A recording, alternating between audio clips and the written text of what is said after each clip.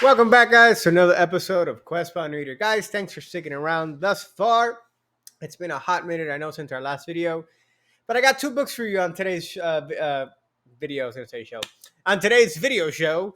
But no, I'm reading a new series. It's called He Who Fights with Monsters. And if you like it as much as I do, I think you'll be around for a good time. So I've been reading two. I read the first two books in the series in the past week and a half, and I wanted to wait until I finished the second one so I could share it with you guys. My plan is to read the first five books of this series and then get a break in between and read something else and then go back into this world. So, what is He Who Fights with Monsters about? All right, I'll tell you this. I'm going to combine both books, and I'm going to add, maybe I'll add like a timestamp, or maybe I'll just like make like a screen showing of when I finished the review for the first book and when I get into the review for the second book. So the first book is, imagine yourself sleeping in bed peacefully, and out of nowhere you're butt naked in the middle of a garden maze. And that's essentially what happens to Jason, our main character. He is sleeping on Earth, and out of nowhere he plops up in the middle of this garden, and he wakes up all groggy, disoriented, has no idea what's going on, and he's kind of having to figure out what's happening. He has this interface system that he's seeing now, but he's butt naked, so he's kind of like scared and worried at the same time, exposed and vulnerable. Um, in the middle of this, he's seeing quests pop up on this interface, and he has no idea what's going on. Mind you, he was just a regular person on good old Earth, just like you and I. Apparently, he figures out that he's somewhere else but Earth when these weird monsters start attacking him. And in the quest, it tells him that he has to defend himself and kind of clear these monsters out. All right, I'm not going to bore you too much with the intro because the intro is a little long, but he's been teleported to a new world where magic is a thing. Now, I know you've heard this 1,000 times before. So, why is this any different? Well, this is the story of Jason, and he is a super sarcastic, manipulative, obnoxious, like smartass. And to me, I know maybe not for all of you, but to me, I really enjoy his personality. I find it very refreshing. It kind of reminds me of another Jason from dang, I forget this book, Awaken Online. He's this kid, this Jason from He Who Fights with Monsters is the polar opposite of the other Jason from Awaken Online, who is more timid and reserved, and now is coming out of his shell. This kid, Jason from He Who Fights with Monsters, is just bam, outright in your face. And I find this very cool because not a lot of characters are written this way, successfully, I'll add. So then Jason is trying to figure out who he wants to become in this new world where there are seemingly endless possibilities. I'm going to start off with the main things I liked about book one, and then I'll talk about the cons. So, number one is the world. The world is vast. There are many different regions with different climates, different geographical like aspects. Like there's deserts, there are oases in the deserts, there's mountains, there's valleys, there are very beautiful scenery and jungles, lush jungles and stuff like that. There are astral spaces, which are like dimensions within this world that are not necessarily part of the world. And I think all of that adds to how big the world is. And some places in the world are hundreds or thousands of kilometers away, so you kind of have to um, travel by all the different means of travel. Now, another thing I loved about the world is there are vast numbers of creatures and races. It's not just humans, right? You have humans, you have Celestines, you have the Leonids, which are like lion people or like cat, giant, like super, not giant, but like bigger than average cat like people. You have smolders, which are I think are like rock people, like blazing red eyes. You have the draconians, which are descendants from dragons. You have man, probably more races that I'm missing out on, but you have more, and then you have humans also. and each race has racial abilities. For example, humans, I think, specialize in special attacks, so they have a variety of special attacks that they can use in combat and stuff like that. This is, I guess, a good segue into, well, the magic system. The magic system is similar and very unlike anything I've read before. So you have different classes, and these classes kind of lean into, the healer, the tank, the damage dealers, right? That's about as close as it'll get to anything else I've read. And then all the powers come from these things called essences. Now, essentially, any given person can have up to four essences. And these essences can range from anything. It could be a sand essence that you found in a desert.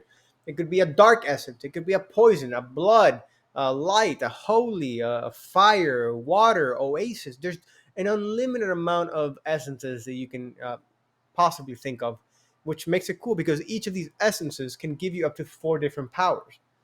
So or five different abilities or powers. And these abilities are what you use in your everyday life. So once you have three essences, your body automatically puts them together and gives you a fourth one that's similar but specialized from what you have. Now, Jason starts off with some very, very interesting essences, and given the very unlikely and dangerous circumstances he's in. And once you get through the start of the book, and he has his fourth essence, he becomes an affliction dealer, kind of like an affliction warlock. If you have ever played World of Warcraft, which I did, but um, he kind of does damage over time or dot damage on people when he hits him. He imbues different afflictions, poisons, bleeds, etc., etc., etc. This is super cool for me. I really enjoyed this. I think this book reminds me of Monster Hunter because one of the ways to level up, right, or get stronger is by going out and fighting monsters so that your skills level up. In this world, the magic system is tiered. So you have iron, bronze, silver, gold, and diamond being the strongest. You have to use all of your abilities and get them to the max of that rank in order for you to overall rank to the next level, which gives you stronger body. One of the awesome things about this show, or sorry, about this book, is the fact that as you go from iron to bronze and so on, your body undergoes changes. So if I were to appear in the world with this dashing physique, I would start off at iron, and then once I hit bronze, my body would become more perfect is what I'm going to say. Or a step closer to being perfect, right? Maybe my jaw would square out, my unnecessary amounts of um, fat, keeping all this wonderful muscle warm for the harsh winters, would melt away, and I would just be more redefined. It kind of like iron sharpening iron. Your body sharpens itself and makes itself stronger, more compatible with magic, and you get new functions. You get resistances to things that people weaker than you wouldn't have, and you get also physically stronger. Your abilities get physically stronger and develop new perks within the same ability. So your 20 skills, with some of them, develop sub perks from hitting bronze and iron, or iron bronze, and so on and so on. I think it was awesome. This first book is really about Jason understanding the world, and the world is good to him, and the world is also very bad to him. He quickly becomes the center of attention due to his personality, and he attracts a lot of enemies that are significantly stronger with him, and he kind of has to deal with them in this first book. At the end of the book, there is a miniature war, where some of his friends, or I'm not going to say who, but people he knows die, and it really impacts him and the whole team dynamic. And I think with that, that closes out the first book. The second book is a continuation of the first book, where Jason is already getting stronger. He's on his way to bronze, and he doesn't quite reach it in this book. But this book focuses around a competition that's going to give a great reward to whoever wins. Now, Jason, by this point, has a team, or the semblance of a team, and they're going to participate in this competition. And they're trying to make sure that they are as strong as possible before starting the competition, where there are literally hundreds of other people going in to partake. Now, this competition is only available for iron ranked people, so the lowest of the adventuring pool. This is cool because you don't see him fighting necessarily overpowered people. Um, Everybody's more or less around his team's level, some stronger, some weaker. Within the competition, they're taken into an astral space where there are ancient monsters. This astral space hasn't been open in I think it was a hundred years, so a century, and it's pretty cool. Or maybe I'm off of that. Maybe it was longer or shorter, depending. Um, and that gives the promise of new essences, new gear they can find or loot, new powers they could potentially discover, and again, the great prize, which I'm not going to spoil for you guys. You guys have to, you guys got to read the book, but it's really a cool prize. And then at the end of that, there's a winner, and I love how everything plays out. I'm not gonna say who the winner is. You guys are probably thinking it's Jason. I'm not gonna spoil it for you if it is or not, but read the book. And there can only be one specific winner. So even if a team wins, the one person in that team that claims the objective is the one that wins the first prize, and then the whole team is rewarded with secondary prizes, which are very rare, legendary awakening or essences or awakening stones or something like that. Not essences, awakening stones. That's what it was. Um, I really enjoyed the time in this astral space. The team, Jason's team, really had to fight a lot of stronger monsters that they were probably expecting. And to me, I again, I said this before. This reminds me of Monster Hunter. If you've ever played the Monster Hunter video games, where your team goes and they fight a bunch of monsters and they collect the loot from that, it's kind of like this, but even on a broader scale. It's not you're going to fight one specific monster. You're going to fight a bunch of monsters. It could range from a few handfuls to over 20 or 30 monsters at a time, and the monsters also scale in strength. So you have iron rank monsters, bronze, silver, gold, diamond. um, it's safe to say if you're an iron, you can never fight a silver monster on your own. If you're at the peak of iron, in almost into bronze, you could potentially fight bronze monsters. You're supposed to be able to. The theory, right, is you're supposed to be able to handle monsters one tier above you individually. Like one monster at that tier above you, your group should be able to handle. And I think that's a safe bet. Now, Jason has really cool gear. In the book cover, you'll see that his cape or cloak is one of the first items he gets. Can either cover him completely in shadows and have him blend in to the environment, which you can also use to teleport to shadows, or it can turn into the night sky, which is like a bunch of stars coming out of everywhere, giving light and shadows, which plays to his forte because he teleports through shadows. At least shadows he can see. And this book I think was awesome. I like this one more than the first one. Um, I think the story picked up faster, and I think there was more excitement than the first book. I kind of didn't like the first 20% of the first book. I thought it was kind of slow. I almost put it off. I was like, maybe I'll read this later. I'm glad I stuck with it though. And yeah, this second book really, in my opinion, picks up, and I liked it even more. Some people have varying opinions on that. Um, but yeah, now let's talk about what I didn't like, and then I'll give you the overall score I have for both of these books. So in the first book, I didn't like the first, like I said, the first 20% of the book I thought was kind of slow. Not in the fact that there wasn't anything going on, but to get to what you're supposed to do and how you're supposed to do it, that explanation, I think, took longer than necessary.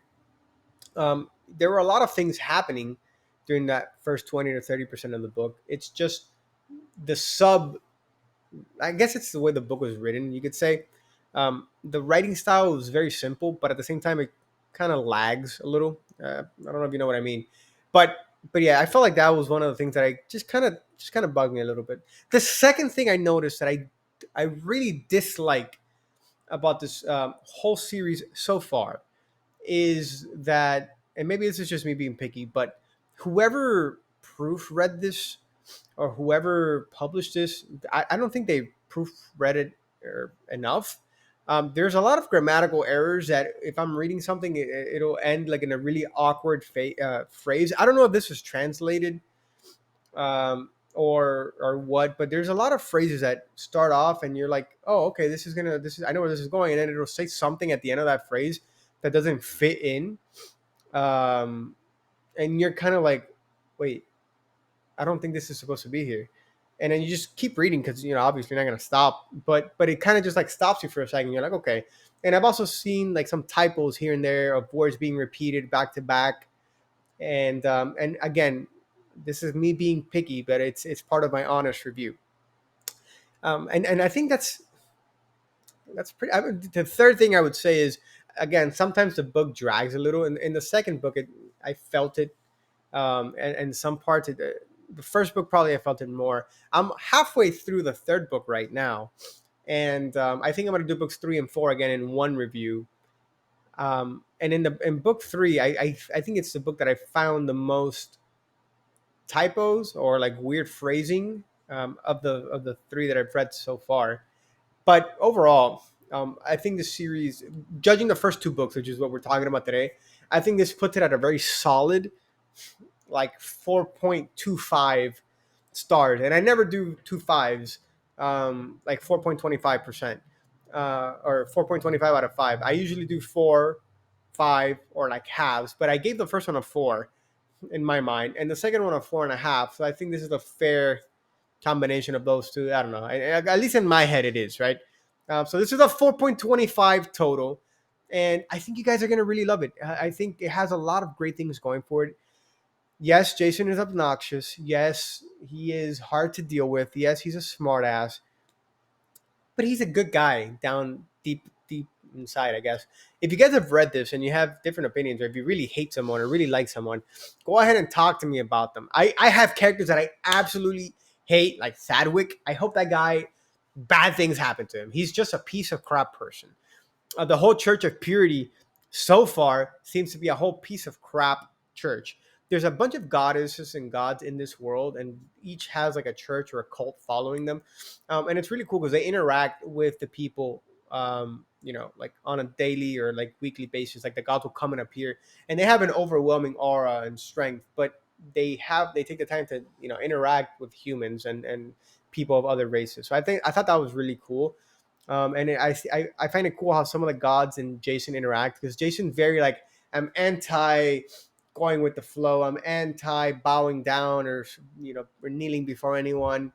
And I think that plays very well to his strength. But at the same time, it makes him a lot of enemies that he's just not equipped to deal with. Anyway, guys, I won't keep you too long. Thanks for watching this. Let me know your thoughts on this series. Let me know if you liked it or if you hated it. Talk to me, guys. I answer all of your messages, right? Can't say that I don't. Anyways, I'll catch you guys on the next one. Take care.